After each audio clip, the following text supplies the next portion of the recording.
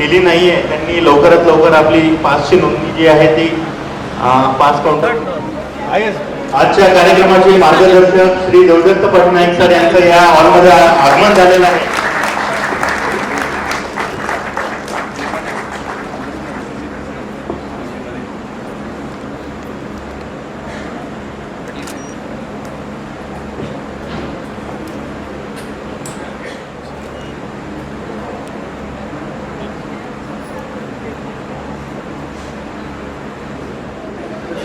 परत एकदा सगळ्यांना मी नम्र विनंती करतो आहे की कार्यक्रम आपला एक अवघ्या 2 मिनिटांमध्ये सुरू होत आहे, तरी आपण सगळ्यांनी आपले मोबाईल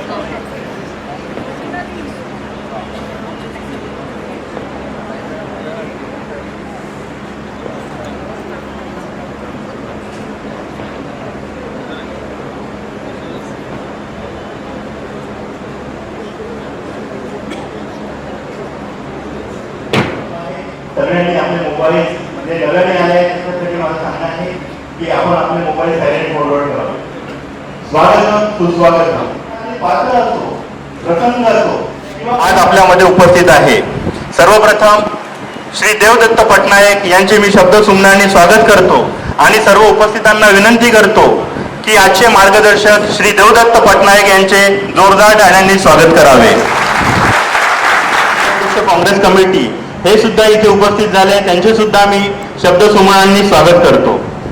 यानंतर संविधान उद्देशिकेचे वाचन करण्यासाठी समाजवादी, पंथनिरपेक्ष, लोकतंत्रात्मक गणराज्य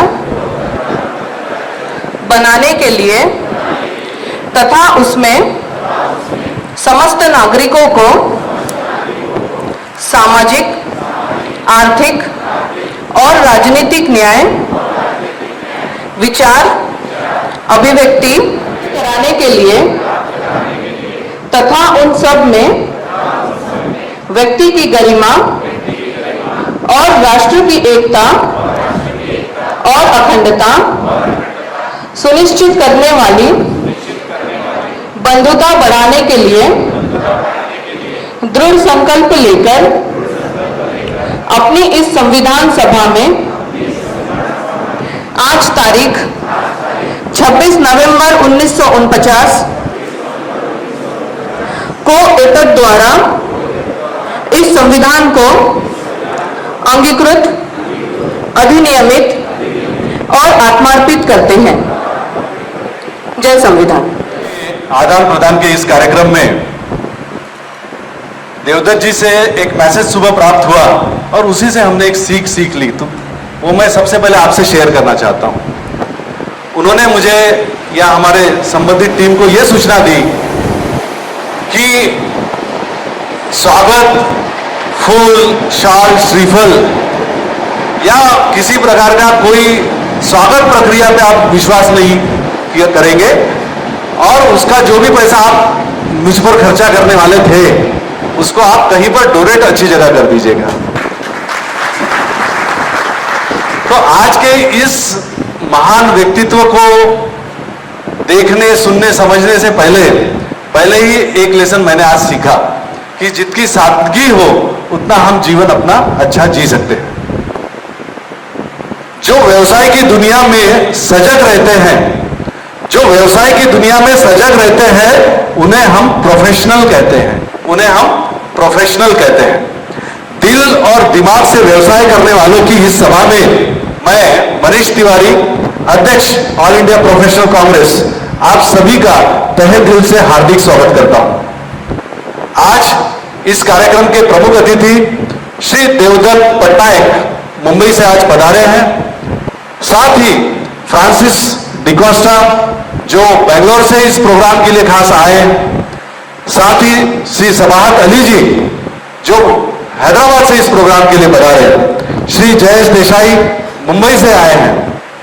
आप सभी का अतिथि रूप में मैं हम चंद्रपुर वासियों की ओर से हार्दिक स्वागत करता हूं.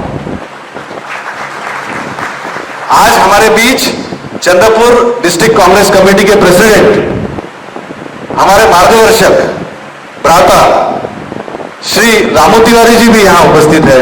मैं उनका भी शब्द सुनने से स्वागत करता हूं। मैं स्वागत करता हूं एलिवेट ग्रुप के सूरज सादामार जी, पवन सादामार जी और उनके पूरी टीम का, क्योंकि आज विशेष तौर पर वो यहां आई। मैं स्वागत करता हूं महिला कांग्रेस अध्यक्ष नम्रता जी का, शहर कांग्रेस अध्यक्ष चंदाताई का, कांग्रेस के विभिन्न पदाधिकारियों का और साथ ही उपस्थित सदानंद खत्री जी, रमजान अली जी और जितने भी आमंत्रितों को हमने यहां बुलाया, आज आप उपस्थित हुए, मैं पुनश्च आपका स्वागत करता हूं। जो मेरी भूमिका है उसका पहला भाग है कि ऑल इंडिया प्रोफेशनल कांग्रेस के बारे में मैं जस्ट 4 लाइनें बताऊंगा। एक कांग्रेस पार्टी से रिलेटेड यह ऑर्गेनाइजेशन है, प्रोफेशनल्स के लिए काम करता है, उनकी आवश्यक जो भी जरूरतें हैं उनको हम कैसे पूरा कर सकते हैं, इसका हम अपने तरफ से प्रयास करते हैं। कुछ कार्यक्रम हमने लिए, जैसे चाइल्ड सेक्सुअल अब्यूज पर हम लोगों ने टीचर्स और समाज सेवी लोगों के लिए प्रोग्राम लिया। फिर नेहरू और सरदार पटेल, इनके बीच में क्या समाज में ये विसंगति निर्माण की गई, उस पर अभी हमने संदीप दीक्षित जी, पूर्व खासदार दिल्ली, उनको बुलाकर आमंत्रित करके कार्यक्रम लिया। हमने हेल्थ अवेयरनेस पर भी प्रोग्राम लिया। विगत वर्ष गांधी जी को स्मरण करते हुए 2 अक्टूबर में चंद्रपुर से सावली में पदयात्रा अरेंज की और ऐसे कई छोटे छोटे प्रोग्राम जो समाज के लिए जुड़े हुए कार्यक्रम हम लोग अपने ऑर्गेनाइजेशन के माध्यम से लेते हैं। पर आज का प्रोग्राम यह प्योरली नॉन पॉलिटिकल प्रोग्राम है, इसका राजनीति से कोई संबंध नहीं, क्योंकि ऐसा लग सकता है आपको कि एक सिंबल है, नाम है, कहीं ना कहीं हम अपनी जिम्मेदारी महसूस कर रहे हैं, इसलिए हम ऐसे प्रोग्राम को ले रहे हैं। अदरवाइज इसका आज के सेशन में कोई भी राजनीतिक अर्थ ना निकाले, ये मैं आपसे गुजारिश करता हूं। आज का प्रोग्राम जिस प्रकार से एक शरीर को ऊर्जा के लिए हमें खाने की जरूरत है, उसी तरह से एक प्रोफेशनल को लगातार ऊर्जा की जरूरत होती है और वो ऊर्जा कई माध्यमों से आती है, किताबों के माध्यम से आती है, वीडियोस के माध्यम से आती है, लाइब्रेरी से आती है, अलग अलग ठिकानों से, जगह से जाकर वो अपनी ऊर्जा लेता है। और सबसे बड़ी ऊर्जा होती है किसी व्यक्ति से मिलना, उसको सुनना, उसको समझना और उसके विचारों को अपने जीवन में अंगीकृत करना। मुझे यकीन है आज के इस प्रोग्राम से अगर आपने 1-2 भी चीजें अगर आपने जीवन में स्वीकार कर ली, स्वीकृत कर ली और अपने जीवन में बदलाव लाए, तो निश्चित तौर पर आने वाला आपका प्रोफेशनल लाइफ जो है वो बहुत अच्छी हो सकती है। तो यह ऊर्जा देने के लिए हमने ऐसे व्यक्तित्वों को बुलाया है कि जिनकी ऊर्जा से आज न केवल हम कह सकते हैं कि महाराष्ट्र, ना केवल देश, पूरे विश्व में भारतीय संस्कृति और पौराणिक चीजों की बात का महत्व विदेशों तक पहुंच रहा है। ऐसे व्यक्तित्व देवदत्त जी पटनायक यहां उपस्थित है। मैं उनका एक छोटा सा परिचय आपके सामने रख रहा हूं। आप भारत के पौराणिक कथाकार और लेखक हैं। आप हिंदू संबंधित किंवदंतियों, लोक कथाओं, दंत कथाओं और दृष्टांतों का एक वक्ता के रूप में, एक चित्रकार के रूप में और एक लेखक के तौर पर अपने विवेक बुद्धि से विवेचन करते हैं। उनका काम मुख्यतः धर्म, पौराणिक कथाओं और प्रबंध क्षेत्रों पर केंद्रित है। उन्होंने आधुनिक समय में पवित्र कहानियों, प्रतीकों, अनुष्ठानों की प्रासंगिकता अपने गहन अभ्यास द्वारा पाठकों के लिए लगभग 30 किताबों के माध्यम से रखी है। उनका जन्म 11 दिसंबर 1970 को मुंबई में हुआ। उन्होंने अपना बचपन और छात्र जीवन मुंबई के चेंबूर में बिताया। ग्रांट मेडिकल कॉलेज मुंबई से MBBS की डिग्री प्राप्त की और बाद में पौराणिक कथाओं में रुचि रखते हुए उन्होंने उससे संबंधित एक स्नातक डिग्री भी प्राप्त की। एक MBBS डॉक्टर अपने व्यवसाय को छोड़कर पौराणिक क्षेत्र में आता है, यह भी उनकी एक बहुत बड़ी उपलब्धता है। व्यवसाय के रूप में आप पौराणिक कथाकार हैं, लेखक हैं, स्तंभकार हैं, चित्रकार भी हैं। विभिन्न विषयों पर वक्ता, मार्गदर्शक के रूप में आप कार्य करते हैं। Devdutt Pattanaik Mid Day, Times of India, CN Traveller, Daily O Scroll in के आप एक स्तंभकार हैं। आपका रेडियो शो पॉडकास्ट भी आप होस्ट करते हैं।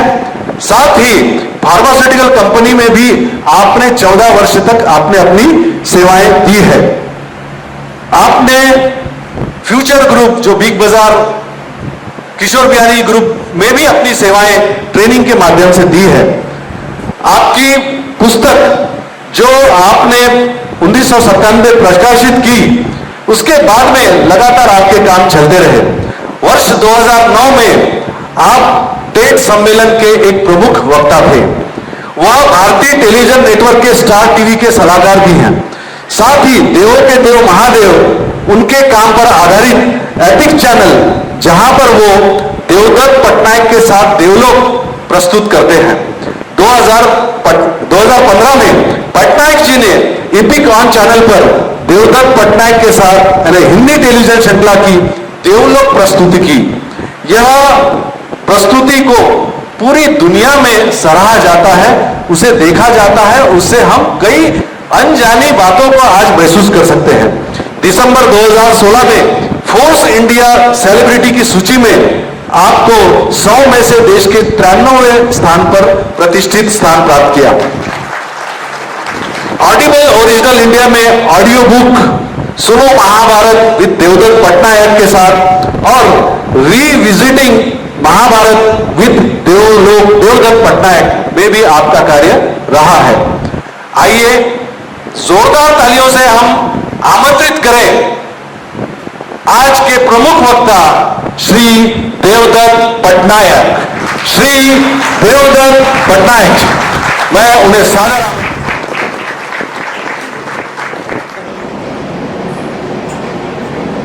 ये रेलवे लाइन आता रहेगा। नमस्ते, मेरा नाम देवदत्त पटनायक है और मैं अच्छा मैं यहाँ खड़ा रहता हूँ। कहीं पे भी खड़ा रहूँगा तो दिस मैन इनको तो आगे खड़ा रहना पड़ेगा। So sorry, you have to adjust. तो मेरा नाम देवदत्त पटनायक है और मैं वेद पुराणों के ऊपर लिखता हूँ, लेकिन मैं केवल भारतीय पौराणिक चेक करें, अगर आप अमेज़न में जाएं तो आपको पता चलेगा कि मैंने किताब लिखी है ओलंपस, जो ग्रीक मिथोलॉजी के ऊपर है। तो ग्रीक मिथोलॉजी के ऊपर मैंने लिखा है, वो तो भारतीय नहीं है। फिर अभी मैंने बाहुबली किताब लिखी है जो जैन धर्म के ऊपर है, तो केवल हिंदू नहीं है। मैंने किताब लिखी है तो मुझे किसी ने कहा कि आप केवल हिंदू धर्म के ऊपर लिखते हो, तो मैंने कहा देखो जैन के ऊपर लिखा हूं मैं। फिर मेरी एक किताब है ईडन, जो हिंदी में भी अनुवाद हो चुकी है, जो यहूदी, ईसाई और इस्लाम के ऊपर आधारित है। तो जितनी भी कहानियां हैं जो अरब देशों से, फारसी देशों से, यहूदी देशों से जितनी भी कहानियां हैं वो सब उसमें है। तो अगर आपको दाऊद की कहानी पढ़नी है, सुलेमान की कहानी पढ़नी है, मूसा की कहानी पढ़नी है, वो भी मिल जाएगा। लेकिन क्या होता है जब लोग मुझे इंट्रोड्यूस करते हैं वो हमेशा हिंदू धर्म की ही बात करते हैं। और ये अभी क्या करें, लोग ऐसे ही सोचते हैं कि आप जितने भी टॉपिक्स पे लिखो वहीं पे ध्यान देंगे जहां पे उनका ध्यान है। वो ध्यान नहीं आता है कि आपने काम किया क्या है। तो जब मैं ट्विटर के ऊपर लिखता हूं तो सडनली मुझे कोई आर यू अ हिंदू माइथोलॉजिस्ट? सो ऐसे नहीं, आई एम अ माइथोलॉजिस्ट। मैं केवल माइथोलॉजी के ऊपर लिखता हूं। और ये जिसे अगर माइथोलॉजी शब्द को हिंदी में अगर हम अनुवाद करें, इसका मतलब है आख्यान शास्त्र, आख्यान। तो हर संस्कृति के पास अलग अलग आख्यान होते हैं। चाइना के पास आख्यान है, जापान के पास आख्यान है, अमेरिका में आख्यान है, मिस्र देश में जाए वहां पे आख्यान है, पहले जमाने में आख्यान था, अब के जमाने में आख्यान है। तो आख्यान यानी कि कहानी। तो जितनी भी संस्कृतियां होती है दुनिया में, हर संस्कृति अपने बच्चों को कहानी के माध्यम से ज्ञान देती है। हर संस्कृति, अब कहीं पे भी जाओ, कहानी के माध्यम से ज्ञान प्राप्त होता है। तो केवल पौराणिक कथाओं का ज्ञान नहीं है, वो केवल भारत में हमने पौराणिक शब्द। अगर आप ऑस्ट्रेलिया में जाओ तो वहां पे भी पुराण, अलग प्रकार के पुराण हैं। आप अफ्रीका में जाओ, वहां अलग प्रकार के पुराण हैं। आप यूरोप जाओ, वहां अलग प्रकार की कहानियां हैं। तो हर जगह, हर समुदाय, हर संस्कृति, हर सभ्यता, सबके पास एक कहानी होती है। जब बच्चा पैदा होता है और बढ़ता है, जो उसके पेरेंट्स होते हैं, माता पिता होते हैं, वो बच्चों को केवल दो चीज देते हैं। एक तो उसे पोषण देते हैं, तो खाना देते हैं, और दूसरी बात कहानी देते हैं। और कहानी के माध्यम से उसमें सभ्यता, संस्कृति की सीख आती है। तो आपके अंदर जितने भी सभ्यता और संस्कृति की सीख है, वो कहानियों के माध्यम से आया है। हमको कोई ये पढ़ाता नहीं है ये होता कैसे है, लेकिन आपकी माता, आपकी पिता बचपन से आपको कोई ना कोई कहानी बताते होंगे। जैसे कि आपकी मम्मी कहती होगी कि मेरी जो सास थी वो एक बड़ी डायन थी, वो भी एक कहानी है।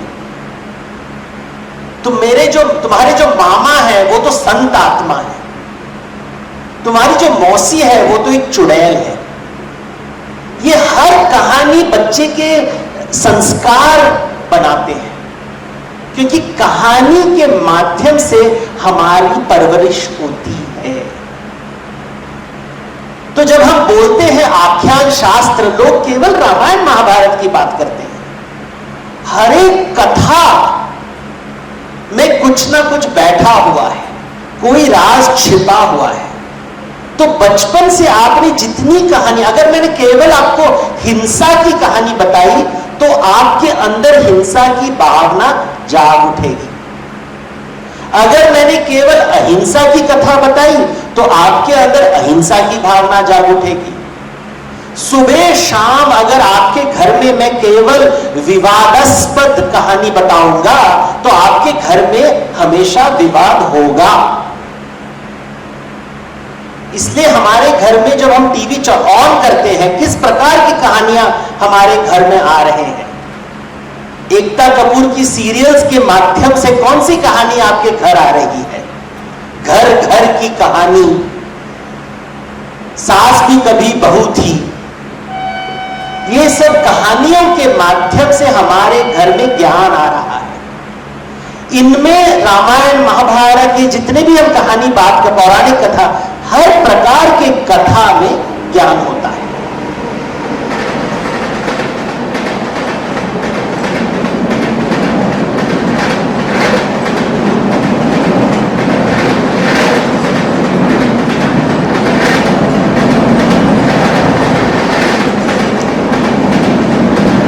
बात करते हैं, भारतीय संस्कृति में कथा को पंचम वेद कहा है। पंचम वेद कहते हैं कि ज्ञान बांटने के लिए ब्रह्मा जी ने कहा कि जो वेदों का जो ज्ञान है उसे कहानी के माध्यम से लोगों तक पहुंचाओ। इसलिए पंचम वेद का निर्माण हुआ। पंचम वेद, इसलिए हर कहानी में जो डायलॉग होता है वो ऋग्वेद से आता है। हर कहानी में जहां म्यूजिक होता है, संगीत होता है, वो सामवेद से आता है। जो एक्टिंग होता है, अंगिका, अभिनय, मुद्रा, ये आता है यजुर्वेद से। और जो कॉस्ट्यूम होता है, मेकअप होता है, सेट्स होते हैं, वो आता है अथर्ववेद से।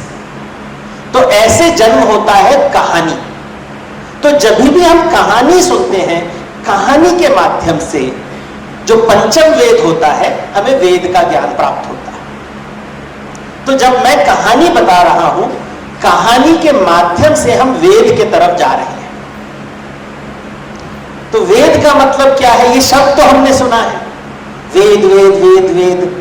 आजकल थोड़ा ज्यादा ही सुनने को आ रहा है, और ज्यादा जो लोग बात करते हैं उन्होंने कभी वेद पढ़ा नहीं है, क्योंकि आप वेद को पढ़ नहीं सकते, आपको सुनना पड़ता है। वेद श्रुति होती है जिसे सुनना पड़ता है। वेद वो चीज है जिससे वेदना समाप्त होता है, वो है मीनिंग ऑफ वेद, जिससे आपका वेदना समाप्त होता है। तो अगर मैं किसी से पूछूं कि देवदत्त वेद का एसेंस क्या है और वो रामायण महाभारत से हम लोग क्यों जोड़ते हैं, तो इसे समझने के लिए थोड़े 2 मिनट के लिए हम एक बात समझते हैं। अगर मैं आपसे पूछूं कि एक अजीव वस्तु और एक जीवित जीव जो है, अजीव और जीव में फर्क क्या है? पत्थर और पेड़ में फर्क क्या है? पत्थर को बोलते कि नहीं वो जीवित नहीं है, वस्तु है, लेकिन पेड़ को हम देखें नहीं वो जीवित है। इन दोनों में फर्क क्या है, डिफरेंस क्या है? तो ये सिंपल, अगर आप बच्चे समझाना है तो कहेंगे कि देखो जब हम हॉलीडेज के लिए जाते हैं, हम जो किसी छुट्टी के लिए जा रहे हैं, तो हम हमेशा घर वालों को कहेंगे कि पेड़ को पानी देना। हम पत्थर को कुछ नहीं बोलते हैं क्योंकि पत्थर को कुछ नहीं होने वाला है। लेकिन अगर आपने पेड़ को पानी नहीं दिया या उसे बाहर नहीं रखा, सनलाइट के पास नहीं रखा, रोशनी के पास नहीं रखा, वो मर जाएगा। यानी कि पेड़ को भूख लगती है, और चूंकि उसे भूख लगती है, उसे भोग चाहिए। तो जीवित वस्तु का मतलब क्या है? जब हम कहते हैं ये जीवित है, इसका मतलब है उसके अंदर भूख है, उसे भोग चाहिए। आप जीवित हो, आपको जिंदगी का भोग चाहिए। अगर भोग नहीं चाहिए तो फिर आप जीवित नहीं हो। जो निर्जीव है, जो मर जाता है, वो नहीं खाएगा खाना। तो हमें भोग चाहिए। जो पेड़ होता है वो सनलाइट की तरफ जाता है, तो वो सूरज की तरफ जाता है, उसे भूख लग रही है।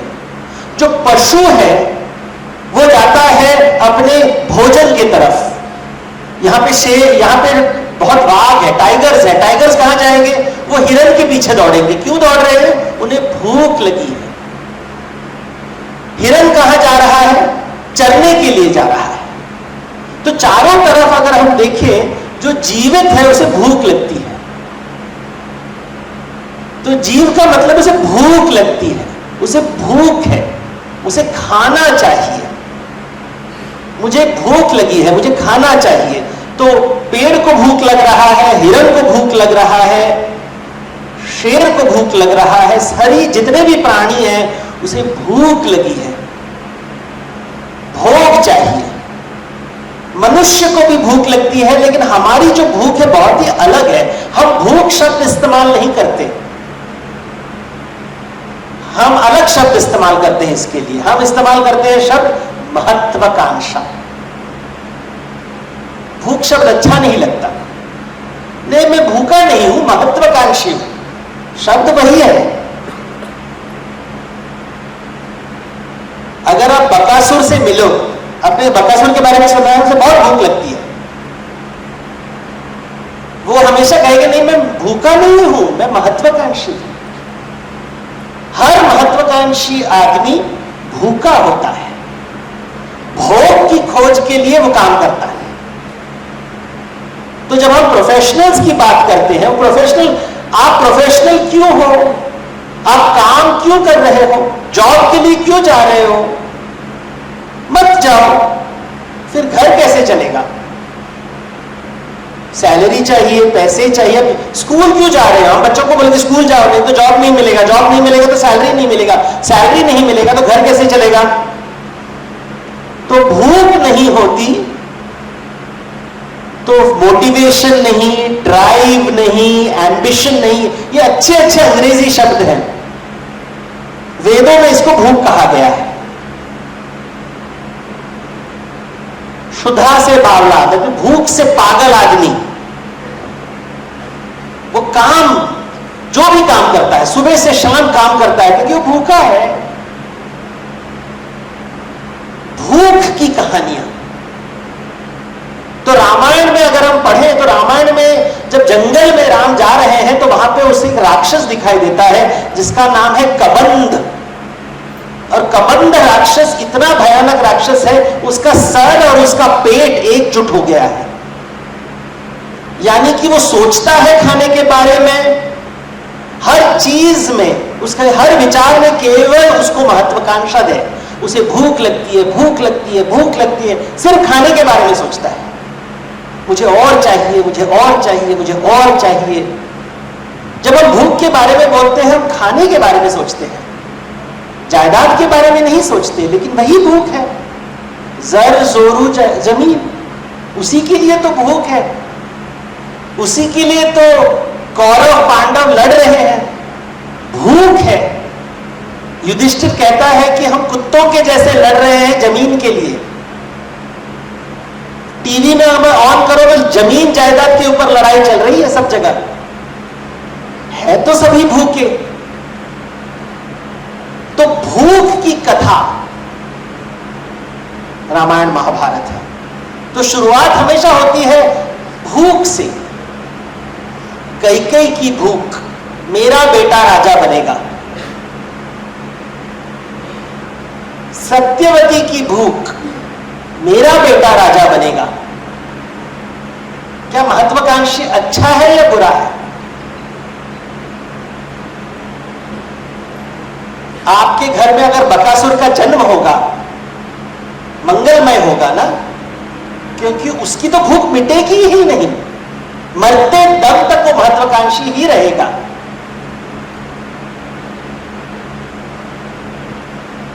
आजकल हम महत्वाकांक्षा को इतना इंपॉर्टेंस देते हैं कि कोई वानप्रस्थ लेता ही नहीं है, सन्यास की बात कोई करता ही नहीं है, मरते दम तक महत्वाकांक्षा होती है। हम उसे बकासुर नहीं कहते, लेकिन वेद उन्हें बकासुर कहता है कि देखो इतना भूख है इस आदमी का, मरते दम तक उसने तृप्ति नहीं पाई।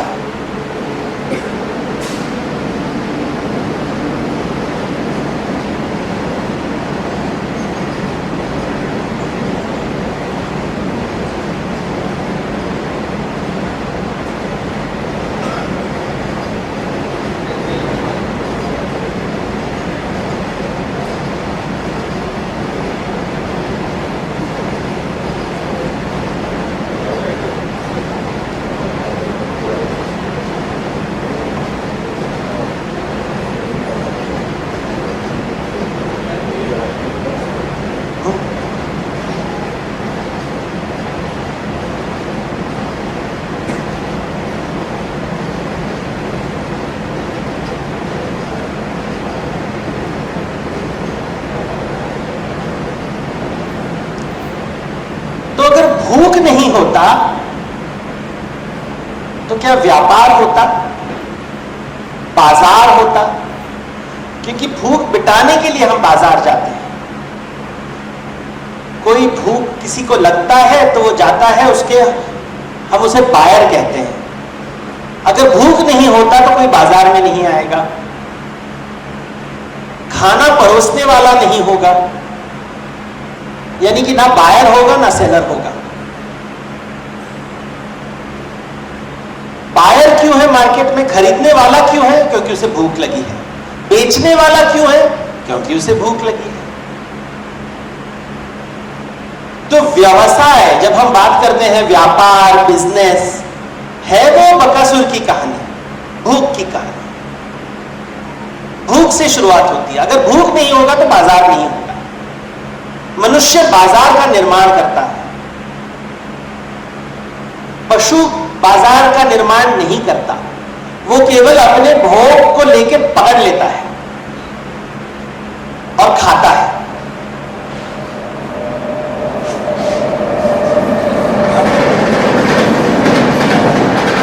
तो जब हम व्यापार की बात करते हैं तो ये याद रखना है, अंग्रेजी में भी use words like want, demands, needs, but simple Hindi में भूख है। तो बात है हम किसकी भूख मिटाने के लिए बिजनेस कर रहे हैं, अपनी भूख के लिए या सामने वाले की भूख के लिए। बायर सेलर के बारे में सोच रहा है या सेलर बायर के बारे में सोच रहा है?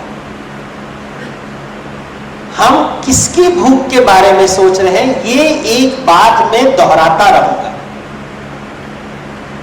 जो जानवर है वो अपने बारे में सोचता है, केवल मनुष्य एक प्राणी है जो दूसरों के बारे में सोच सकता है। तो हम बकासुर की कहानी से शुरुआत करते हैं। क्या है बकासुर की कहानी? उसको बहुत भूख लगती है, इतना भूख लगता है कि वो गांव में जाके डाका देके जो भी गांव में मिलता है, सब जितना भी खाने की वस्तु है वहां पे, वो सबको निगल देता है, सब खाता है और उसके बाद गांव वालों को खाने लगता है। तो गांव के लोग कहते हैं कि देखो ये बकासुर की वजह से हमारी जिंदगी बहुत ही बुरी हो गई है, क्या करें? तो मैंने लोगों से पूछा, मैं जब लेक्चर देता हूं इसके बारे में, तो मैंने बोला जब बकासुर की बात आती है आपको किसके बारे में याद आता है? कि वो खाना भी खाता है और आदमी को भी खाता है, जो खाना उसे देता है उसको भी खा लेता है। तो जितने भी कर्मचारी लोग हैं उन्होंने कहा इससे मुझे बॉस की याद आती है, मेरा बॉस बकासुर है। तो सर आपका बॉस क्यों बकासुर है? तो इसने कहा कि देखो वो केवल काम से उसको काम मतलब नहीं है, वो मेरा दिमाग भी खाता है। तो हर बॉस बकासुर है क्योंकि वो दिमाग खाता है। देखिए कितने लोग अभी हंस पड़े। जब मैं स्कूल जाता हूं और स्कूल से पूछता हूं, मैं पूछता बच्चों को पूछता हूं कि देखो बकासुर के बात सुनते ही तुम्हें किसकी याद आती है? तो वो कहते हैं हमें पेरेंट्स और टीचर्स की याद आती है। हमेशा हमारा होमवर्क से मतलब नहीं है, दिमाग खाते रहते हैं। यानी कि पेरेंट्स बकासुर बन गए, टीचर बकासुर बन गए, बॉस भी बकासुर बन गया। चारों तरफ हमारा बकासुर का हमला हो रहा है जो हमें खाना चाहते हैं, हमें खाना चाहते हैं। यह है बकासुर की दुनिया। तो कहते हैं कि बकासुर से बचने के लिए लोगों ने कहा बकासुर से कि देखो तुम गांव के अंदर मत आओ, हर महीने हम आपको महीने का राशन भेज देंगे, बैलगाड़ी में बैठ के खाना चलाया जाएगा आपके पास, आप खाना खाइए और फिर आप हमें तकलीफ न दीजिए। यानी कि मंथली रिव्यू मीटिंग होगा, हर मंथ रिव्यू होगा, आप रोज रिव्यू मत कीजिए। तो ठीक है, बकासुर कहता है कि हर महीने में रुकूंगा, खाना भेज दीजिए। बैलगाड़ी में आता था खाना, वो खाना खाता था, बैलगाड़ी खाता था, बैल खाता था और गाड़ी चलावन को भी खाता था, सबको खा देता था। लोग इतनी टेंशन हो गई वहां पे, तो लोगों ने कहा हम करें क्या? तो वहां पे एक व्यक्ति आता है जिसका नाम है भीम, और भीम कहता है कि ठीक है इस बार इस महीने राशन लेके मैं जाऊंगा। तो वो जाता है वहां पे और वो बकासुर से कहते देखो इतना खाना है, तुम कुछ खाओ मैं कुछ खाता हूं, मुझे भी भूख लगी है। बकासुर कहते नहीं नहीं, मुझे इतनी भूख लगी है, मेरी भूख तुम्हारी भूख से बड़ी है। मैं खाना खाऊंगा, बैलगाड़ी खाऊंगा, बैल खाऊंगा, तुम्हें भी खाऊंगा। तो भीम कहता है ये तो ठीक बात नहीं है, आप मुझे नहीं खा सकते हो। इस बात पे लड़ाई हो जाती है और दोनों के बीच में बहुत बड़ा युद्ध होता है और युद्ध में बकासुर का वध हो जाता है और भीम गांव वापस लौटता है। जब आता है तो सभी उसके जय जयकार करते हैं। जब उसकी जय जयकार करते हैं तो भीम उनसे कहता है कि देखो मैंने एक बकासुर को मार दिया, यहां से मैं चला जाऊंगा, जब मैं चला जाऊंगा तो वो दूसरा बकासुर आएगा। दुनिया में बकासुरों की कमी नहीं है। तो फिर लोग कहते हैं अच्छा आप यहीं पे रुक जाइए ना, हमारे साथ जब भी बकासुर आएगा उसको मार डालिए। तो फिर भीम कहता है इससे आपको फायदा होता है, मुझे क्या मिलता है? तो लोग कहते हैं कि देखो हर महीने हम खाना बना रहे हैं बकासुर के लिए, उसके वजह आपको देते रहेंगे। यानी कि हर महीने आपको खाना दिया जाएगा, आपका काम है बकासुर को दूर रखना। और भीम कहता है ये बहुत ही अच्छी बात है, मैं आपकी भूख को मिटा रहा हूं, आप मेरी भूख को मिटा रहे हैं। मैं आपको कुछ दे रहा हूं, आप मुझे कुछ दे रहे हैं। तो एक तरफ है बकासुर, दूसरी तरफ है भीम, दोनों को भूख लगती है। बकासुर कहता केवल मेरी भूख, भीम कहता है सामने वाले के भूख को भी देखो। तो बिजनेस, जब हम बिजनेस शब्द इस्तेमाल करते हैं, व्यापार, क्या हमें बकासुर बनना है या भीम बनना है? महत्वाकांक्षी बनना है जो केवल अपनी महत्वाकांक्षा के बारे में सोचता है, या भीम बनना है जो कहता है कि मेरे भूख के साथ दूसरों की भूख भी जुड़ी हुई है। केवल मुझे, मैं खाना खाने से मैं दुनिया को बर्बाद कर दूंगा, क्योंकि मैं सबको खा जाऊंगा। लेकिन भीम कहता है कि मैं खाऊंगा और खिलाऊंगा। अभी यही बात हमारे मंदिरों में होती है, दरगाह में होता है। मंदिर में कहेंगे कभी खाली हाथ मत जाओ। हम देवता को नैवेद्य देते हैं, पहले नैवेद्य देते हैं भोग के रूप में, उसके बाद प्रसाद लेते हैं। पहले नैवेद्य दो, फिर प्रसाद लो। पहले दो फिर लो, पहले लो नहीं, पहले दो। पहले नैवेद्य दो, फिर प्रसाद लो। यही बात वेद में कहा गया है। देवताओं को हम जमीन पे आवाहन करते हैं, उसके बाद उन्हें हम स्वाहा देते हैं और वो हमें तथास्तु देते हैं। आहुति दो, आशीर्वाद लो। पहले दो फिर लो। स्वाहा तथास्तु, नैवेद्य प्रसाद। यानी कि कुछ दे रहे हैं, कुछ ले रहे हैं। Investment and return on investment. मैंने क्रेडिट दिया, आपने उसे पैसे लौटाए। पहले दिया फिर लिया। Credit debit, credit debit, continuously flow हो रहा है। इसे हम बिजनेस कहते हैं। वेद में भी मिलता है, तंत्रों में भी मिलता है, पुराणों में भी मिलता है, सिर्फ भाषा अलग है, भावना एक ही है। क्योंकि व्यापार से वेदना निकलती है, लोगों की भूख मिटती है, भोग दिया जाता है। हम बोलेंगे शब्द गुड्स एंड सर्विसेज। वस्तु दीजिए, आप सर्विस देते हो, गुड्स देते हो, लेकिन दे रहे हो, भोग दे रहे हो ना। जब हम भोग देते हैं फिर हमको कुछ मिलता है। फ्री में नहीं देते हैं, देना लेना, देना लेना। अभी आपको ये कहना है कि मुझे लगता नहीं, मुझे कुछ देना नहीं, मुझे कुछ लेना है, मैं बकासुर हूं, मैं तृप्त हूं बकासुर होकर, मैं सबको खाऊंगा। ये एक प्रकार का विश्वास है।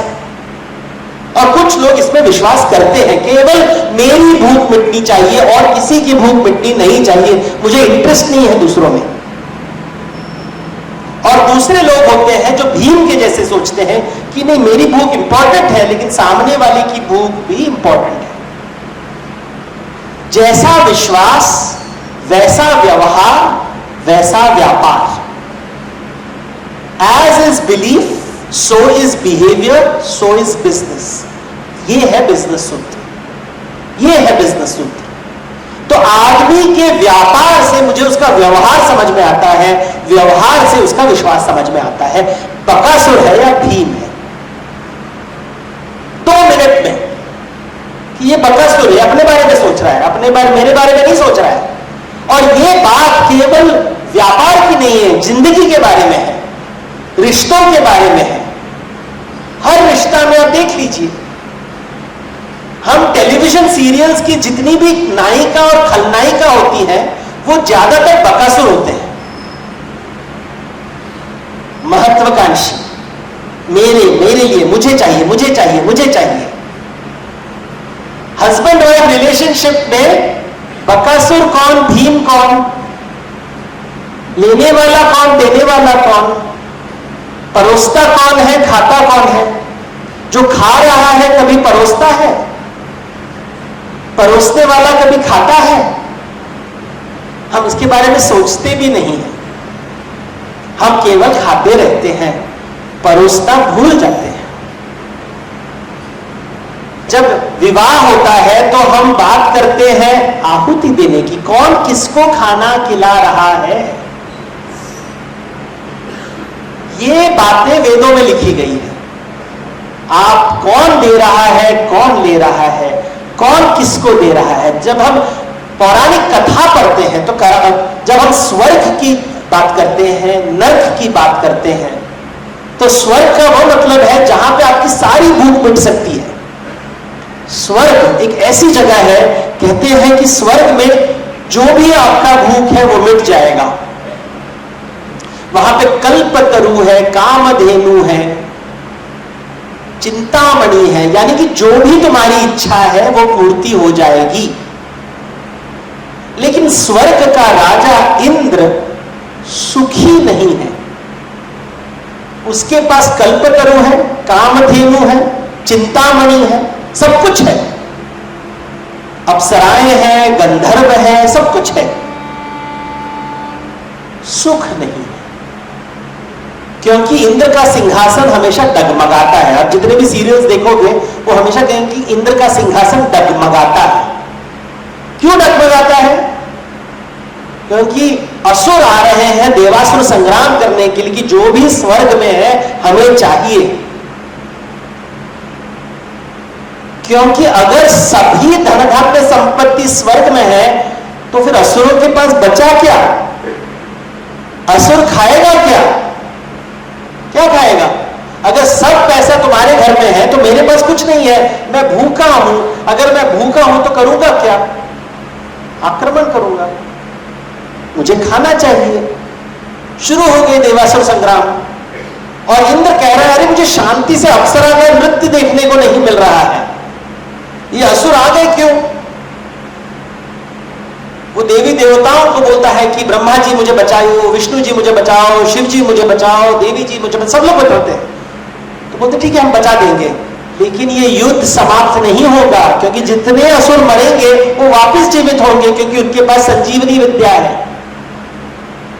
भूखा आदमी पुनः जीवित रहेगा क्योंकि उसकी भूख जब तक नहीं मिटेगी वो जीवित रहेगा, वो आता रहेगा और स्वर्ग के ऊपर आक्रमण करता रहेगा। इसलिए भारत में एक भी मंदिर इंद्र के लिए नहीं बनाया गया है।